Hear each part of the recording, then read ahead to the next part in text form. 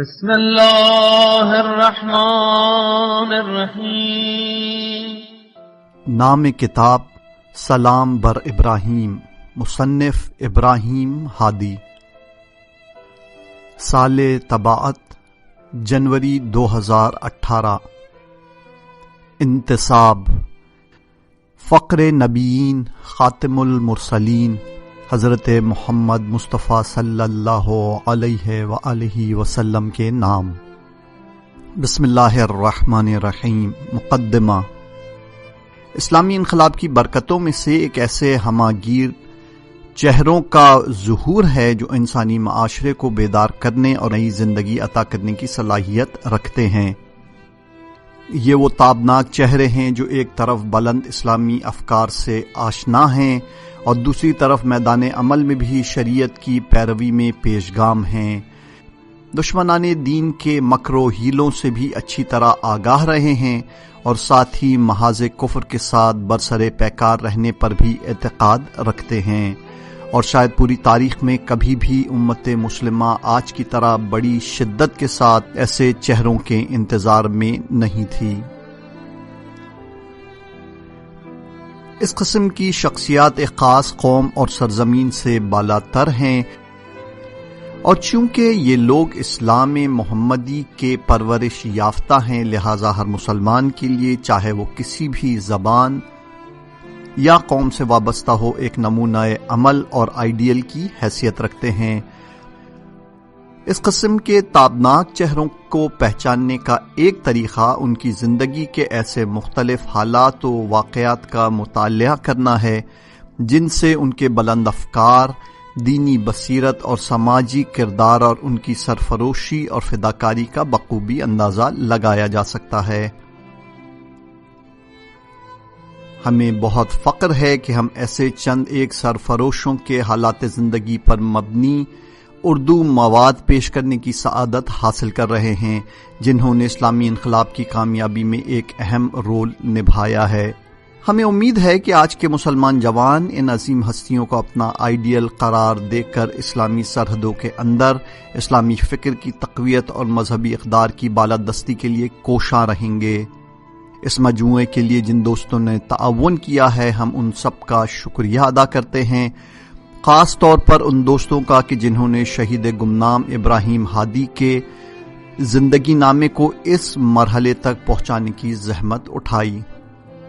از راجہ ناصر عباس جعفری۔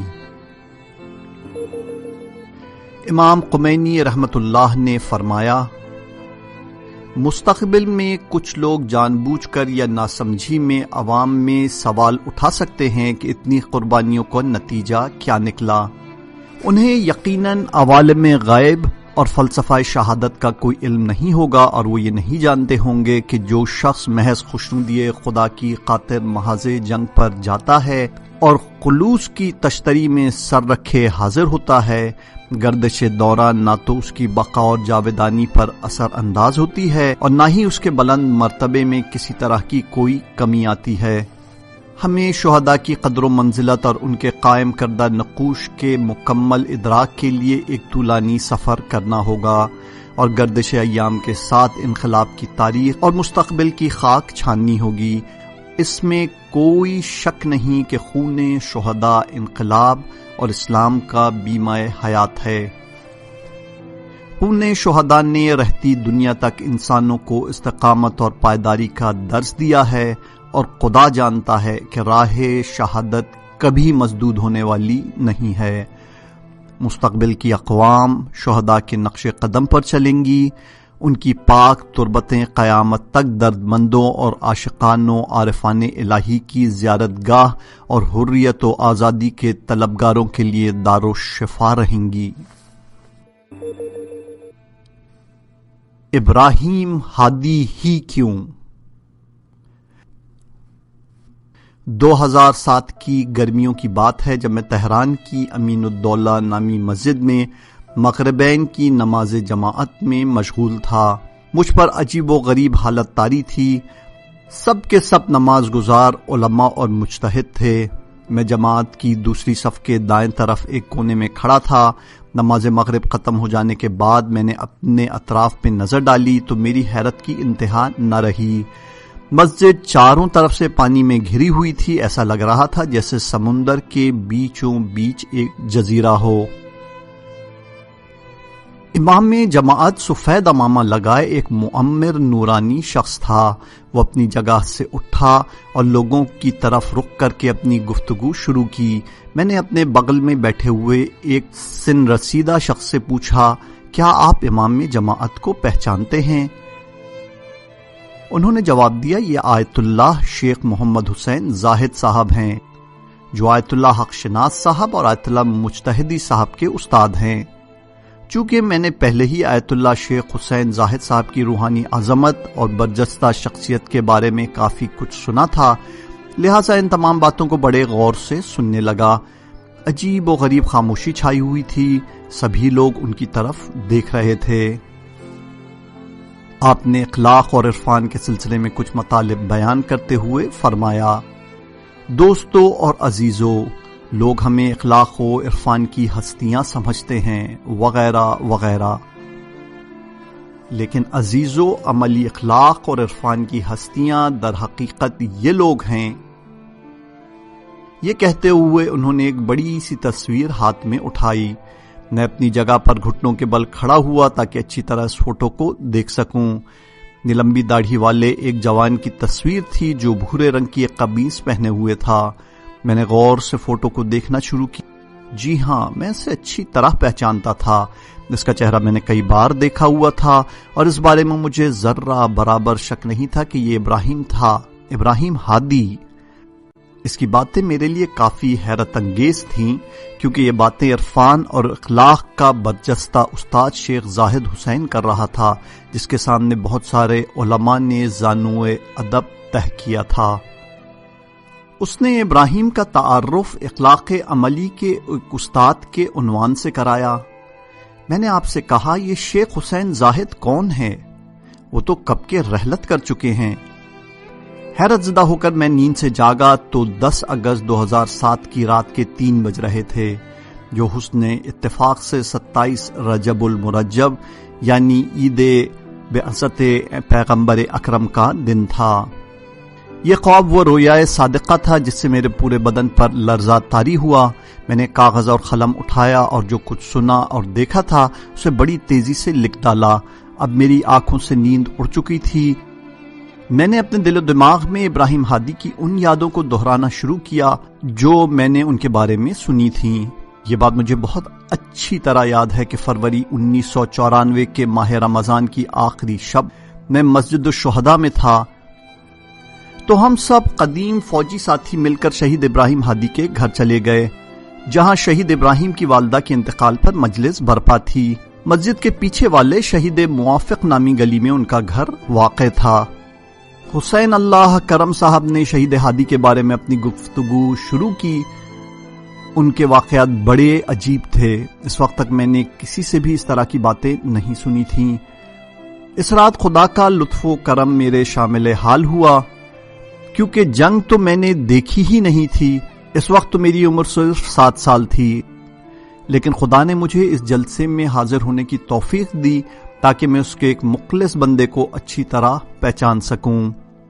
ان باتوں نے برسوں تک میرے ذہن کو مصروف رکھا۔ یقین نہیں آ رہا تھا کہ ایک جوان نے اس قدر مارکا آرائی دکھائی ہو اور پھر بھی وہ اتنا گمنام ہو۔ سب سے بڑی عجیب بات یہ ہے کہ اس نے خود ہی خدا سے گمنام رہنے کی دعا کی تھی۔ برسوں گزرنے کے بعد بھی اس کا جنازہ نہیں مل پایا تھا اور نہ ہی کوئی بات اس کے حوالے سے بیان ہوئی تھی۔ میں اپنی ساری کلاسوں میں اور سارے بچوں کو اس کے بارے میں بتاتا رہتا تھا۔ ابھی آذان صبح تک کافی وقت بچا تھا۔ میری آنکھوں سے نیند اڑ چکی تھی اور میں یہ جاننے کی سخت کوشش کر رہا تھا کہ شیخ زاہد صاحب نے ابراہیم کو اخلاق عملی کا مثالی نمونہ کیوں قرار دیا۔ دوسرے دن صبح کو شہر تہران کے قبرستان ابن بابویہ میں موجود شیخ حسن زاہد کی قبر پر چلا گیا۔ قبر پر لگے فریم میں فوٹو کو دیکھ کر اپنے خواب کے سچے ہونے پر پورا اطمینان حاصل ہو گیا۔ اب مجھے اس بات میں کوئی شک نہیں تھا کہ عارفوں کو پہاڑوں اور بیابانوں یا خانقاہوں کوٹریوں میں نہیں بلکہ اپنے ارد گرد ڈھونڈنا چاہیے، کیونکہ یہ لوگ ہمارے پاس ہی اور ہم میں سے ہی ہیں۔ میں اسی دن شہید ہادی کے ایک دوست کے پاس چلا گیا اور اس سے شہید کے تمام قریبی دوستوں کا ٹیلی فون نمبر اور ایڈریس مانگا، کیونکہ میں یہ فیصلہ کر چکا تھا کہ مجھے ابراہیم کو پہلے سے بہتر اور مکمل طور پر جاننا ہے، اور اس سلسلے میں نے خدا سے بھی توفیق طلب کی۔ شاید یہ وہ رسالت اور ذمہ داری ہے جو حق تعالی نے اپنے مخلص بندوں کو پہچاننے کے لیے ہمارے کندھوں پر ڈال دی ہے۔ مختصر سوانح حیات۔ ابراہیم نے 21 اپریل 1957 کو تہران کے خراسان چوک کے نزدیک شہید سعیدی نام کے محلے میں آنکھیں کھولیں۔ یہ اپنے والدین کی چوتھی اولاد تھے، لیکن پھر بھی ان کے والد مشہدی محمد حسین انہیں کچھ زیادہ ہی چاہتے تھے۔ البتہ یہ بھی اپنے والد کے قدر شناس تھے، کیونکہ ان کے والد محترم نے ایک معمولی سی دکان چلا کر اپنی اولاد کی بہترین تربیت کر رکھی تھی۔ ابراہیم ابھی نوجوان ہی تھے کہ انہیں یتیمی کے تلخ تجربے سے گزرنا پڑا، اور یہیں سے انہوں نے عظیم لوگوں کی طرح زندگی جینا شروع کر دی۔ پرائمری اسکول کا زمانہ مدرسہ طالقانی میں اور ہائی اسکول کا زمانہ ابو ریحان اور کریم خان زادہ میں گزرا۔ 1976 میں لٹریسی میں انٹرمیڈیٹ کا امتحان پاس کیا، اور یہ وہی دن تھے جب انہوں نے غیر درسی یعنی سیلیبس سے ہٹ کر مطالعات کا سلسلہ شروع کیا۔ وحدت اسلامی نامی نوجوانوں کی تنظیم میں شمولیت اور علامہ محمد تقی جعفری جیسے بے مثال استاد کی شاگردی اور ہمراہی نے ابراہیم کی شخصیت کو نکھارنے میں کافی مؤثر کردار ادا کیا۔ اس نے اسلامی انقلاب کی کامیابی کے دوران اپنی شجاعت کے کافی نقوش چھوڑے۔ حصول علم کے ساتھ ساتھ وہ بازار تہران میں کام کاج میں بھی مشغول رہتا تھا۔ انقلاب کے بعد پہلے تو یہ محکمہ کھیل اور ورزش اور پھر ایجوکیشنل بورڈ میں تعینات رہا۔ ابراہیم فداکار استاد کی طرح ملک کے نوجوانوں کی تربیت میں مصروف ہو گیا۔ ابراہیم ایک ورزش کار جوان تھا۔ اس نے روایتی ورزش یعنی پہلوانی میں اپنے جوہر دکھانے شروع کر دیے۔ یہ والی بال اور کشتی میں بھی بے مثال شخص تھا۔ یہ کسی بھی میدان میں پیچھے نہیں ہٹا اور مرد کی طرح ڈٹا رہا۔ اس کی مردانگی کے جوہر بازی دراز اور گیلان غرب کی فلک بوس چوٹیوں سے لے کر جنوب کے تپتے اور جلتے ہوئے صحراؤں میں دیکھے جا سکتے ہیں۔ ان علاقوں میں ان کی مارکا آرائی کی داستانیں ابھی بھی اس کے فوجی ساتھیوں کے ذہنوں میں موجیں مار رہی ہیں۔ والفجر مقدماتی نامی آپریشن میں کمیل اور حنزلہ بٹالین کے فوجی جوانوں کے ہمراہ فقہ کی کھائیوں میں 5 دن تک ڈٹے رہے، لیکن ہتھیار نہیں۔ آخرکار 11 فروری 1983 کو اس نے باقی زندہ بچ جانے والے سارے فوجیوں کو پیچھے والے مورچوں کی طرف بھیج دیا اور خود یکا و تنہا اپنے رب پر بھروسہ کیا، اور پھر اس کے بعد اسے کسی نے نہیں دیکھا۔ وہ ہمیشہ خدا سے دعا کرتا تھا کہ وہ گمنام ہی رہے، کیونکہ گمنامی یاران الہی کی صفت ہے، اور خدا نے بھی اس کی یہ دعا مستجاب کر لی۔ ابراہیم برسوں تک فقہ میں غریب اور گمنام رہا، تاکہ راہیان نور کے لیے ایک سورج کی طرح چمکتا رہے۔ باپ کی شفقت۔ ابراہیم کے بھائی رضا ہادی بیان فرماتے ہیں، ہم لوگ تہران کے خراسان چوک کے نزدیک کرائے کے ایک چھوٹے سے گھر میں رہتے تھے۔ اپریل 1957 کے آخری ایام تھے۔ ہمارے والد پچھلے چند روز سے کافی خوشحال تھے، کیونکہ خدا نے کچھ ہی دن پہلے انہیں ایک چاند بیٹا عطا کیا تھا، جس پر وہ مسلسل خدا کا شکر ادا کر رہے تھے۔ اگرچہ اب گھر میں ایک بیٹی اور 3 بیٹے تھے، لیکن ہمارے والد اس نوزائیدہ بچے کی ولادت پر بہت زیادہ خوش تھے، اور کیوں نہ ہوتے کہ یہ بچہ بڑا پیارا اور خوبصورت تھا۔ انہوں نے اپنے بچے کا نام ابراہیم رکھا۔ ہمارے والد محترم نے اس کے لیے ہمارے اس پیغمبر کے نام کا انتخاب کیا جو صبر و تحمل اور توحید و توکل کا سرچشمہ اور سورما تھا، اور یہ نام حقیقت میں اس کے قابل تھا۔ دوست و احباب اور رشتہ دار جب اسے اس طرح دیکھتے تو تعجب سے کہتے، تمہیں تو اور بھی 3 اولادیں ہیں، تو پھر اس بچے کے وجود پر تم اتنا خوش کیوں ہو؟ نہایت پرسکون انداز میں ہمارے والد محترم جواب دیتے، میرے اس بیٹے میں ایک عجیب کشش ہے. مجھے اس بات کا پورا یقین ہے کہ میرا ابراہیم خدا کا بہترین بندہ بن جائے گا جو میرا نام بھی روشن کر دے گا. وہ سچ کہہ رہے تھے. ابراہیم کے ساتھ ہمارے والد کی محبت ایک عجیب محبت تھی. اگرچہ اس کے بعد خدا نے ہمارے گھر کو ایک اور لڑکا اور لڑکی عطا کی، لیکن یہ بات ابراہیم کے ساتھ ہمارے والد محترم کی محبت پر کوئی اثر نہ ڈال سکی. ابراہیم پرائمری اسکول کی پڑھائی کے لیے زیبا روڈ پہ واقع مدرسہ تلقانی چلا گیا. وہ ایک اچھے اخلاق کا مالک تھا. پرائمری اسکول کے دوران بھی اس کی نماز نہیں چھوٹتی تھی. ایک دوست سے اس نے انہی دنوں کہا تھا، میرے والد بہت اچھے انسان ہیں. انہوں نے آج تک کئی مرتبہ امام زمانہ اجل اللہ تعالی فرجہ الشریف کو خواب میں دیکھا ہے، اور جب وہ کربلا جانے کی بہت زیادہ آرزو کر رہے تھے تو پھر حضرت عباس کو خواب میں دیکھا جو ان سے ملنے آئے تھے اور ان کے ساتھ باتیں کی. 5ویں کلاس میں پڑھ رہے تھے تو اپنے دوستوں سے کہا کہ میرے والد کہتے ہیں کہ خمینی صاحب بہت اچھے انسان ہیں جنہیں شاہ ایران نے کئی سال سے جلا وطن کر رکھا ہے. یہاں تک کہ وہ کہتے ہیں ہم سب کو آقا کے دستورات پر عمل کرنا چاہیے کیونکہ ان کا حکم امام زمانہ کے حکم کے برابر ہے. دوستوں نے بھی اس سے کہا تھا کہ ابراہیم دوبارہ ایسی باتیں نہ کرنا ورنہ پرنسپل تمہیں اسکول سے نکال دیں گے. شاید ابراہیم کے دوستوں کے لیے باتیں عجیب و غریب تھیں، لیکن اسے اپنے باپ کی باتوں پر پورا یقین تھا. حلال کمائی. ابراہیم کی بہن فرماتی ہیں، پیغمبر اکرم صلی اللہ علیہ وآلہ وسلم فرماتے ہیں، اچھے انسان بننے میں اپنے بچوں کی مدد کرو، کیونکہ کوئی بھی شخص اپنے بچے کے وجود سے نافرمانی کا عنصر باہر نکال سکتا ہے. لہٰذا ہمارے والد محترم نے بھی ابراہیم اور دوسرے بچوں کی اچھی اور صحیح تربیت کرنے میں کوئی کوتاہی نہیں برتی. وہ ایک نہایت پرہیزگار انسان تھے، اہل مسجد اور عزادار تھے، اور حلال کمائی کو بہت زیادہ اہمیت دیتے تھے. وہ پیغمبر اکرم کی اس فرمائش سے بخوبی آگاہ تھے کہ عبادت کے 10 حصے ہیں جن میں سے 9 حصے حلال کمائی میں ہیں. یہی وجہ ہے کہ جب بعض گنڈوں اور بدماشوں نے محلہ امیریہ میں ان کو ستانا شروع کیا اور حلال کمائی کرنے میں ان کی رکاوٹ بننے لگے تو مجبور ہو کر باپ کی میراث میں ملی دکان کو بیچ ڈالا اور شکر فیکٹری میں کام کرنے لگے. صبح سے شام تک فیکٹری میں جلتی بھٹی پہ کھڑے رہنا پڑتا تھا، تب جا کر ایک عرصے بعد ایک چھوٹا سا گھر خرید سکے.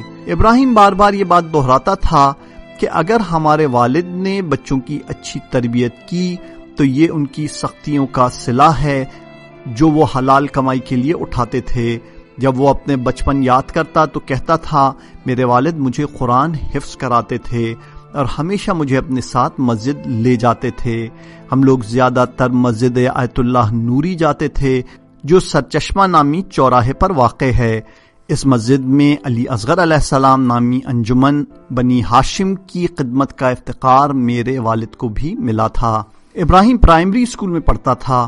ایک دن اس نے کوئی شرارت کی تو والد محترم نے غصے میں اسے ڈانٹتے ہوئے کہا، ابراہیم گھر سے نکل جاؤ اور رات تک واپس نہ آنا. ابراہیم رات تک واپس نہیں آیا. سارے گھر والے پریشان تھے کہ دن میں اس نے کیا کھایا پیا ہوگا، لیکن والد محترم کے سامنے کسی کو بات کرنے کی جرت نہیں تھی. ابراہیم رات کو واپس آیا اور ادب و احترام کے ساتھ سب کو سلام کیا تو میں نے فوراً پوچھا، دن کا کھانا کہاں کھایا بھائی؟ والد محترم جو ابھی تک اپنی ناراضگی کا اظہار برقرار رکھے ہوئے تھے ابراہیم کے جواب کا انتظار کر رہے تھے. ابراہیم نے دھیمی آواز میں کہنا شروع کیا، میں اپنے کوچے میں ٹہل رہا تھا کہ دیکھا کہ ایک بوڑھی عورت نے کافی سارا سامان خریدا ہے لیکن وہ اسے اٹھا نہیں پا رہی ہے اور کافی پریشان نظر آ رہی ہے. میں اس کی مدد کو دوڑا، اس کا سامان اس کے گھر تک پہنچا دیا. اس بات پر اس نے میرا بڑا شکریہ ادا کیا اور شکریہ کے طور پر 5 ریال کا ایک سکہ مجھے تھما دیا. میں نے نہیں لینا چاہا لیکن اس نے بہت اصرار کیا اور ادھر سے مجھے پورا یقین تھا کہ یہ حلال کا پیسہ ہے کیونکہ بہرحال میں نے اس کے لیے زحمت اور تکلیف اٹھائی تھی. لہٰذا دن میں نے اسی پیسے سے روٹی خرید لی اور کھا لی. بابا نے یہ داستان سنی تو رضائیت کی مسکراہٹ ہونٹوں پر نمودار ہوئی. بہت خوش تھے کہ بیٹے نے باپ کا دیا ہوا سبق اچھی طرح سیکھا ہے اور یہ حلال کمائی کو اہمیت دیتا ہے. ابراہیم کے ساتھ والد محترم کی دوستی ایک عام باپ بیٹے کے تعلقات سے کہیں زیادہ بڑھ کر تھی۔ ان دونوں کے درمیان ایک عجیب و غریب محبت برقرار تھی جس کا پھل اس بیٹے کی مایہ ناز شخصیت کی صورت میں صاف دکھائی دے رہا تھا، لیکن افسوس کہ دوستی کا یہ رابطہ زیادہ دیر پا ثابت نہ ہو سکا۔ ابراہیم نے جوانی ہی میں اپنے باپ کی شفقت و محبت کھو دی اور ایک عظیم غم انگیز یتیمی کا سنگین بوجھ اپنے سر پر اٹھانا پڑا، اور پھر اس کے بعد اس نے عظیم لوگوں کی طرح زندگی جینا شروع کر دی۔ اس کے اکثر دوست اور رشتہ داروں نے اسے ورزش کی طرف جانے کا مشورہ دیا اور اس نے یہ بات بھی قبول کر لی۔